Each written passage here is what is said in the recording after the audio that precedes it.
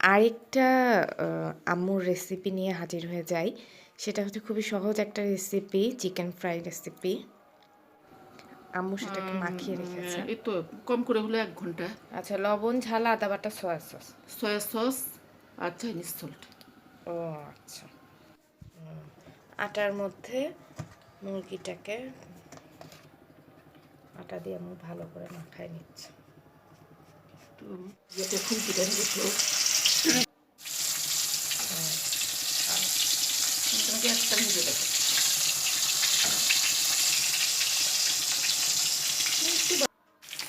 এরকম কালার হলেই কি নামাই নিয়ে? হ্যাঁ। আচ্ছা, ও এখন নামাই নিবা? এই কালারে নেমে যাবে। ওই যে এইভাবে তেল দেখো নিংড়াই নিচ্ছে, দেখো। আচ্ছা, তেলটা নিংড়ে গেল। হ্যাঁ, আচ্ছা।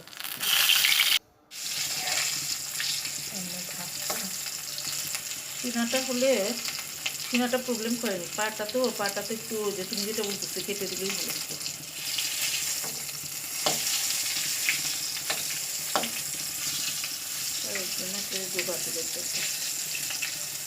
আমি কায়দা করে যেহেতু প্রবলেম, তো আমি যে এইভাবে ভেবে নিচ্ছি, বুঝছো।